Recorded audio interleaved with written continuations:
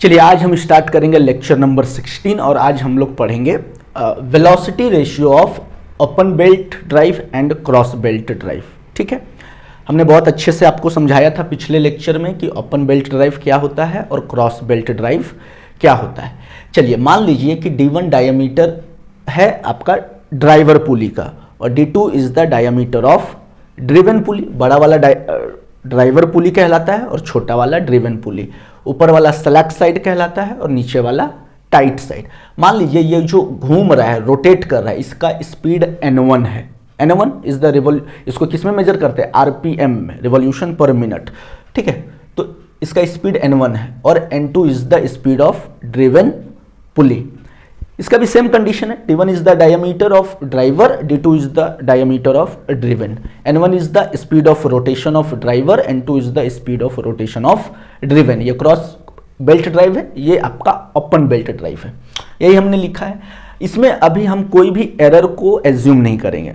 No slip no creep. Slip और creep क्या होता है आगे बताएंगे। ठीक है, तो अगर हम कोई भी स्लिप कंसिडर नहीं करेंगे तो आप याद रखिए कि जितना वेलोसिटी इसका होगा उतना ही वेलोसिटी इसका भी होगा। मतलब जिस वेलोसिटी से ड्राइवर पुली मूव कर रहा होगा उसी वेलोसिटी से ड्रिवन भी मूव करेगा ना। आप जब गाड़ी चला रहे हैं तो जितना स्पीड पीछे वाला चक्का चलता है उतना ही स्पीड आगे वाला भी चक्का चलता है। दोनों की वेलोसिटी सेम है but number of rotation different हो सकते हैं। क्यों? क्योंकि डायमीटर अगर डिफरेंट होगा, कोई छोटा चक्का होगा तो वो बहुत ज़्यादा बार घूमेगा, कोई बड़ा चक्का होगा तो उसकी रिवॉल्यूशन पर मिनट कम होगी।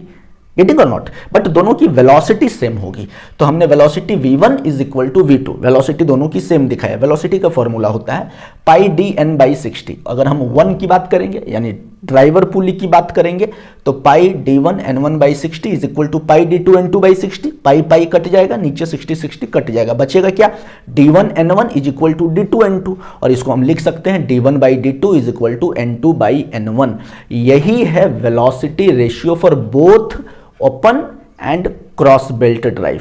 तो यहीं से आप वेलोसिटी रेशियो को डिफाइन कर सकते हैं कि it is the ratio between the speed of rotation of driven, याद रखिए N2 ड्रिवन का है, driven pulley, to the speed of rotation of driver pulley. बस, तो यहां पर हमने इसीलिए लिखा therefore velocity ratio is defined as the speed of rotation of driven pulley to that of driver pulley. Defined as the ratio of लिख दीजिए यहां पर। आप क्या कीजिए? Defined as the ratio of speed of rotation of driver pulley to that of driven pulley. बहुत easy है, बहुत आसान है। गेटिंग और नॉट? तो ये हो गया ओपन और क्रॉस का। अब नेक्स्ट हम लोग पढ़ेंगे how to find out the velocity ratio of compound belt drive. ठीक है, और फिर हम लोग ये भी पढ़ेंगे कि वेलोसिटी रेशियो आखिर हम लोग क्यों पढ़ते हैं। गेटिंग और नॉट? इसको आप बहुत अच्छे से अपने कॉपी में लिख लीजिए। फिर नेक्स्ट हम लोग कंपाउंड बेल्ट ड्राइव का वेलोसिटी रेशियो निकालेंगे। ठीक है साहब, इसको लिखिए।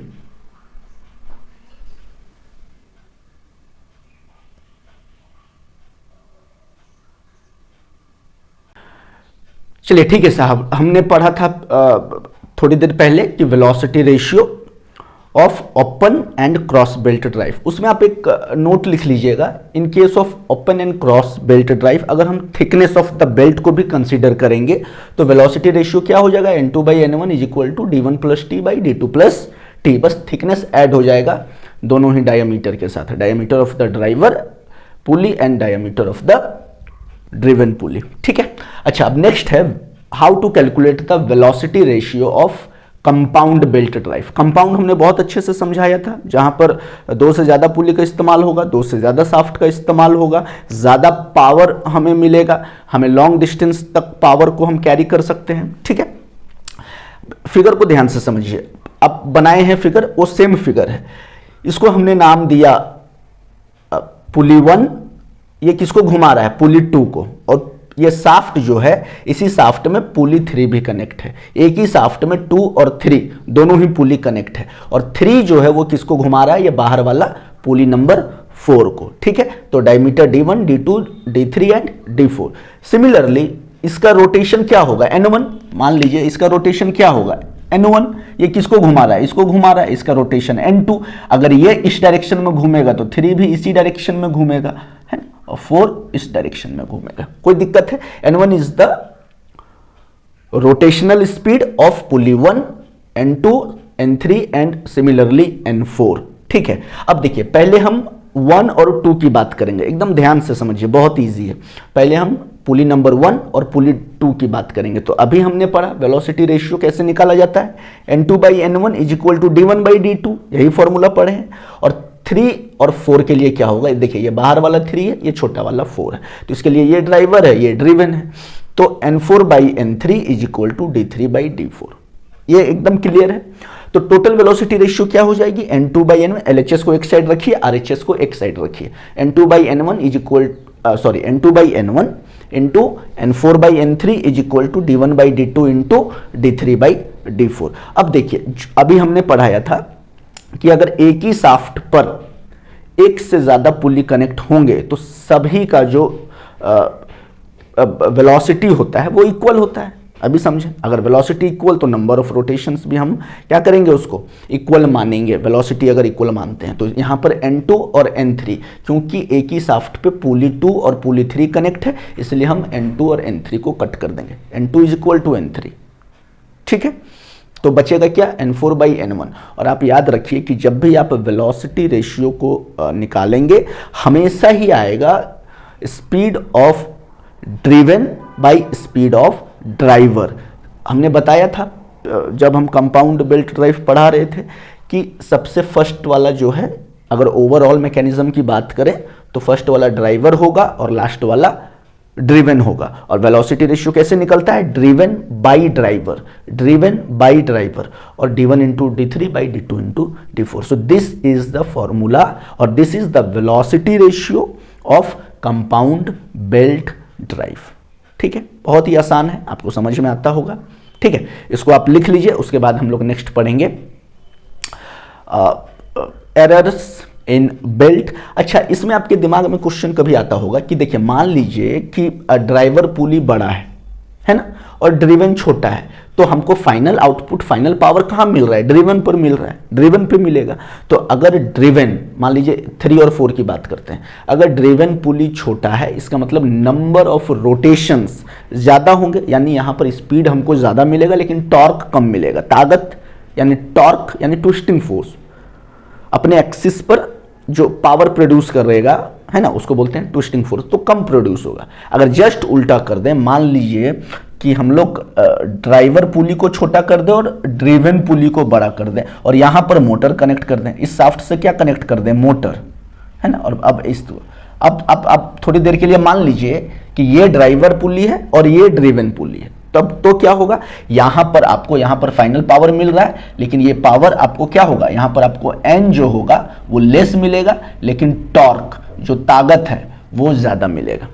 बात को समझिए, ठीक है। और इसी का अगर हम रिवर्स बनाएं, ये वाला, ठीक है,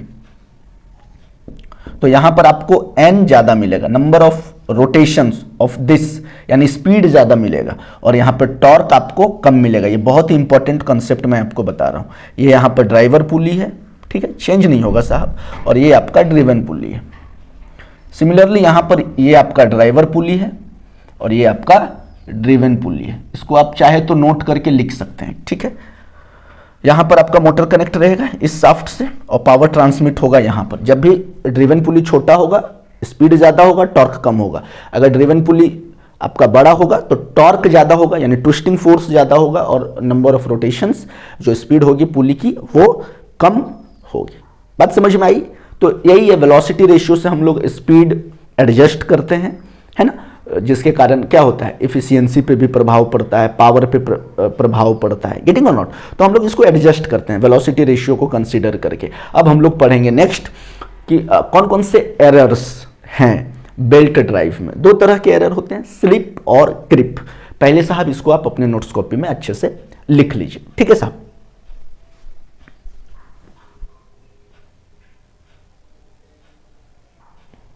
आइए एक टॉपिक पढ़ लेते हैं, बेल्ट ड्राइव विथ इडलर पुली। ठीक है, हमने टाइप्स ऑफ बेल्ट ड्राइव पढ़ा। एक आता है इडलर पुली। देखिए ये है इडलर पुली, ठीक है। आप देख सकते हैं ये ड्राइवर पुली, ड्रिवन पुली। इडलर पुली का काम होता है कि कि जो स्लैक साइड में जो टेंशन कम होता है उस टेंशन को फिर से बढ़ाना, क्योंकि जैसे ही टेंशन बढ़ेगा, तनाव बल बढ़ेगा, तो बहुत अच्छा से पावर प्रोड्यूस होगा ड्रिवन पुली के पास। स्लिप यानी कि जो भी आपके पावर लॉस होते थे स्लिप और क्रिप के कारण वो कम होंगे, है ना। इडलर पुली देखिए साहब, ये पावर को ट्रांसमिट नहीं करता है, लेकिन इडलर पुली ड्रिवन पुली में जो भी पावर प्रोड्यूस हो रहा है उसको क्या करता है, बहुत इफिशिएंटली यूज़ करता है ना। परफॉर्मेंस को बढ़ाता है, पूरे मैकेनिज्म का जो परफॉर्मेंस है उसको इन्हेंस करता है ना। देखिए हमने लिखा है idler pulley apply tension to the belt in the slack side which enhance the performance by increasing the wrap angle. Wrap angle बोलते हैं मतलब ज़्यादा से ज़्यादा जो बेल्ट है वो क्या कर सके, इसके ऊपर में रैप अप हो सके, गेटिंग और नॉट। बेल्ट का ज़्यादा से ज़्यादा एरिया पुली के स्लॉट के ऊपर रैप हो सके, गेटिंग और नॉट। जितना अच्छा पकड़ होगा पुली के ऊपर बेल्ट का, उतना ताकत ज़्यादा जनरेट होगा, उतना पावर ज़्यादा जनरेट होगा, गेटिंग और नॉट। तो और क्या है, रिड्यूसिंग वाइब्रेशन। यहाँ पर हमने एक इडलर पुली यूज़ कर देंगे तो सिस्टम में जो वाइब्रेशन है वो कम होता है, चीज़ें स्मूथ होने लगती है। और दूसरा कि ये क्या करता है, ये गाइड करता है। यहाँ से यहाँ तो डिस्टेंस बहुत ज़्यादा होगा ना बेल्ट का, तो इडलर पुली यूज़ कर दिए तो डिस्टेंस कम हो गया। तो अब क्या होगा, बेल्ट का पुली का स्लॉट से उतरना बहुत रेयर हो जाएगा, गेटिंग और नॉट। आप साइकिल चलाते हैं तो साइकिल से चेन नहीं उतर जाता क्या कभी कभी, क्यों उतरता है, because of the miss alignment, है ना। मिस अलाइनमेंट के कारण क्या होता है, कभी कभी साइकिल आप जब चलाते हैं बहुत स्पीड से, जब आप पेडल लगाते हैं तो चेन उतर जाता है, नहीं उतरता।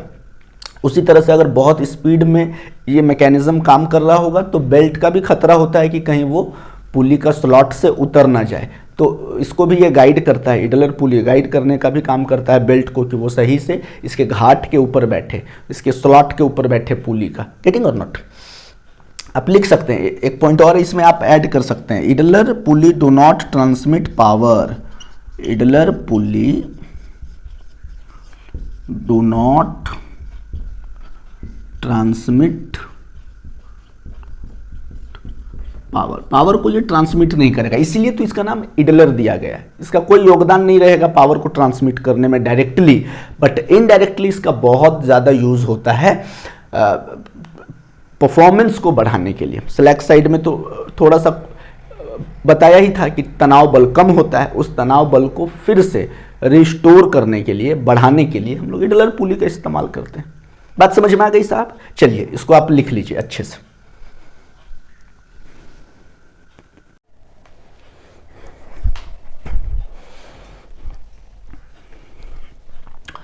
चलिए नेक्स्ट टॉपिक है एरर्स इन बेल्ट ड्राइव। पहला एरर है स्लिप। समझिए स्लिप क्या होता है साहब। मान लीजिए कि ये ड्राइवर पुली है और ये ड्रिवन पुली है, एकदम ध्यान से समझिए, आपको समझ में आ जाएगा। और इसके ऊपर ये बेल्ट लगा हुआ है, ठीक है, ये आपका ड्राइवर पुली और ये छोटा वाला ड्रिवन पुली। तो क्या होता है कि कभी कभी जो ये बेल्ट रबड़ का बना हुआ है बताए हैं, तो कभी कभी रबड़ और पुली के ऊपर में, है ना, जो स्लॉट बना हुआ होता है जिस पर ये बेल्ट फंसा हुआ होता है, ये दोनों के बीच में फ्रिक्शनल ग्रिप, जो पकड़ है वो बहुत अच्छी नहीं होती, ढीली होती है।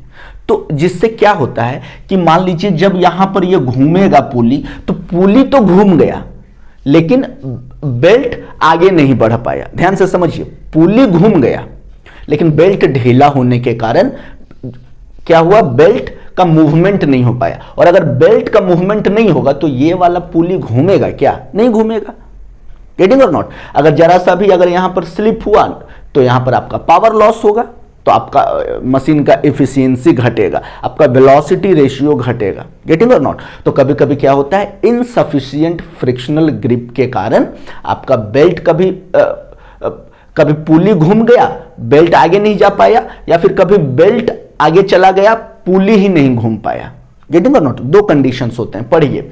Sometimes due to insufficient frictional grip between the belt and the pulley slip error occurs. क्या होता है देखिए, sometimes the driver pulley moves in forward direction. Driver तो चलिए घूम गया लेकिन बेल्ट नहीं घूम पाया, without moving the belt along with it. और और एक कंडीशन क्या है, कभी कभी बेल्ट आगे चला गया लेकिन आपका पुली ही नहीं घूम पाया, और यहां पर बेल्ट मान लीजिए ये बेल्ट फिसल गया, लेकिन अगर ये घूम नहीं पाएगा तो पावर तो लॉस होगा ना साहब। तो वही लिखा हुआ है, also sometimes belt moves in forward direction without moving the driven pulley along with it. बस यही दो कंडीशन है ना। तो स्लिप क्या करता है, वेलोसिटी रेशियो को घटाता है, मशीन की इफिशियंसी को घटाएगा, पावर लॉस बढ़ाता है स्लिप, है ना। स्लिप को हम लोग हमेशा परसेंटेज में कंसीडर करते हैं। अभी हमने पढ़ा था वेलोसिटी रेशियो, है ना। मान लीजिए S1 है स्लिप जो ड्राइवर साइड है, और S2 स्लिप है मान लीजिए ड्रिवन साइड। इस साइड में जो स्लिप होगा उसको हमने नाम दिया S1, इस साइड जो स्लिप हुआ उसको नाम दिया हमने मान लीजिए S2। तो वेलोसिटी रेशियो अभी पढ़ा था आप लोगों ने, N2/N1 is equal to D1/D2, और ब्रैकेट में 1 माइनस S1/100 1 माइनस S2/100। 100 क्यों है, क्योंकि S1 को परसेंटेज में लेते हैं। अगर 1% है, 2% है, 3% है तो 3/100, गेटिंग और नॉट। लेकिन ये फॉर्मूला दोनों ही कंडीशन के लिए वैलिड है, दोनों ही बेल्ट ड्राइव के लिए, ओपन एंड क्रॉस। अगर कंपाउंड रहेगा तो अभी वेलोसिटी रेशियो अभी तो हमने पढ़ा है, N2/N1 equal to D1 into D3/D2 into D4, bracket में same 1 minus S1/100 1 minus S2/100। ये कंपाउंड बेल्ट ड्राइव के लिए फॉर्मूला है। क्वेश्चन में आपको स्लिप दिया हुआ रहेगा, D1 D2 दिया हुआ रहेगा, N1 दिया हुआ रहेगा, आपको कोई भी एक चीज़ बोल दिया जाएगा कि आप फाइंड आउट कीजिए। बट सबसे इंपॉर्टेंट चीज़ आपको फॉर्मूला याद होना चाहिए और समझना होगा कि स्लिप क्या होता है। स्लिप का मतलब समझ ही गए होंगे आप, एक बार जब इस डेफिनेशन को पढ़ेंगे आपको पूरे अच्छे से समझ में आ जाएगा कि स्लिप क्या होता है। ठीक है, स्लिप को हमेशा हम लोग परसेंटेज में कंसीडर करते हैं, और स्लिप वेलोसिटी रेशियो को घटाने का काम करता है। ठीक है साहब, ये हो गया स्लिप। नेक्स्ट पढ़ेंगे क्रीप, इसको लिख लीजिए साहब।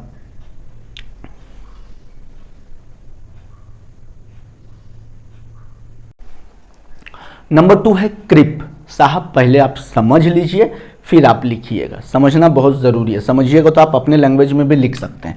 क्रिप किसको बोलते हैं, देखिए अगर हम सिंपली एक ड्राइवर पुली बनाया हूं, एक ड्रिवन पुली बनाया हूं, और इस पर चढ़ा दिया बेल्ट,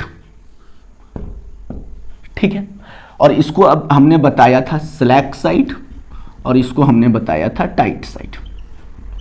ठीक है, ये ड्राइवर पुली है और ये ड्रिवन पुली है।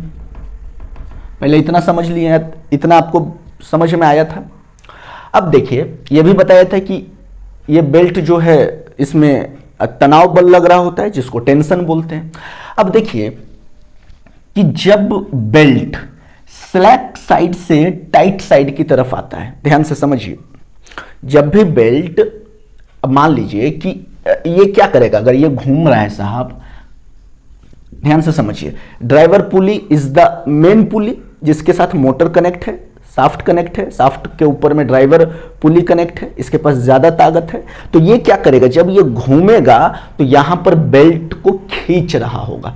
बात समझ रहे हैं ना, बेल्ट को क्या कर रहा होगा, खींच रहा होगा। यानी कि इस पार्ट में, ये वाला पार्ट में तनाव बल ज्यादा होगा, टेंशन ज्यादा होगा, खिंचाव बल ज्यादा होगा। बात समझ रहे हैं ना।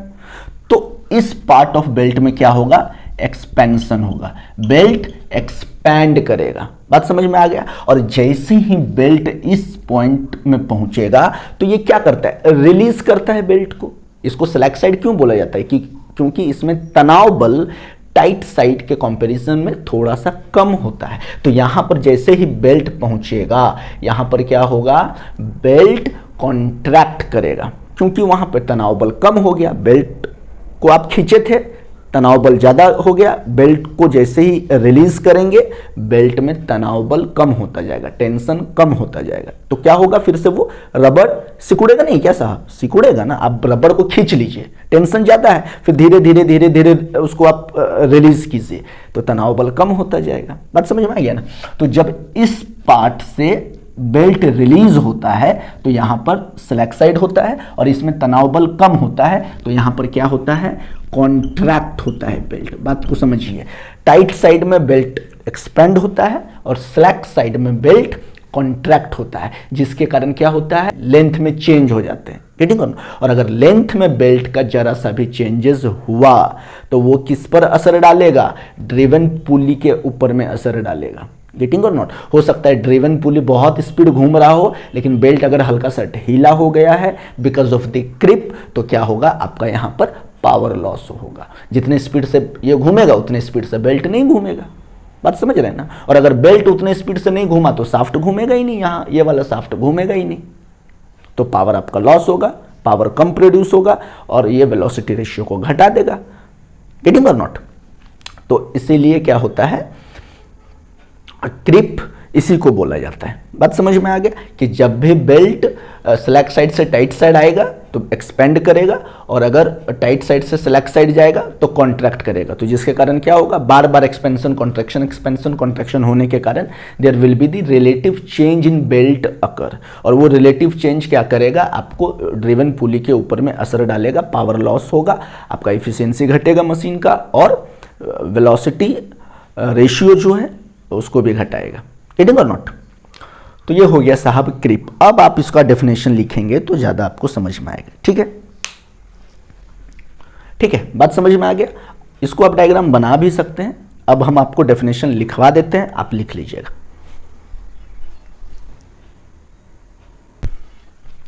ठीक है साहब, क्रिप का हमने डेफिनेशन लिख दिया है, जो समझाया है वही लिखा है।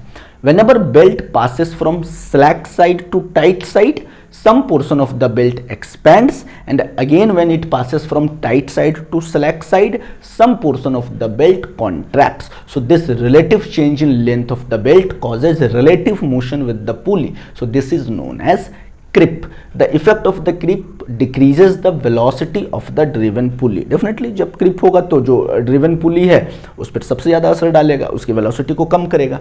तो फॉर्मूला क्या है, N2/N1 is equal to D1/D2 E plus root sigma two. Root sigma जो तनाव बल है, टेंशन, अगर स्ट्रेस लग रहा है उसमें, स्ट्रेस समझ रहे हैं ना, internal resistance per unit area is called stress. अभी समझाएंगे नहीं, इसको समझाएंगे जब हम आपको सोम पढ़ाएंगे, स्ट्रेंथ ऑफ मटेरियल। अभी बस सिग्मा से डिनोट करते हैं स्ट्रेस को, इतना जानिए। तो सिग्मा 2 और नीचे है E प्लस रूट सिग्मा 1। ठीक है, sigma 1 stress in tight side, sigma 2 stress in slack side, और E को बोला जाता है Young's modulus of elasticity of the belt. एक तरह का कांस्टेंट है Young's modulus. Longitudinal stress by longitudinal strain होता है। ठीक है, कितना फोर्स आप लगा रहे हैं तो बेल्ट विदाउट फेलियर कितना चेंजेस को बर्दाश्त कर सकता है। गेटिंग और not, without failure, Young's modulus पढ़ा होगा। Stress is directly proportional to strain, और जब आपका डायरेक्टली प्रोपोर्शनल हटता है तो एक कांस्टेंट जुड़ता है, that is called Young's modulus, है ना। स्ट्रेस स्ट्रेन डायग्राम में हम लोग पढ़ते हैं इसको, अभी इस पर हम ज़्यादा तवज्जो नहीं देंगे। बस आप इतना समझिए कि E is the constant called Young's modulus of elasticity of the belt. इसको लिख लीजिए साहब बहुत बढ़िया से अपने कॉपी में। क्रिप बहुत ही इंपॉर्टेंट टॉपिक है, एरर्स इन द बेल्ट। ठीक है, चलिए इस लेक्चर को हम यहीं समाप्त करते हैं।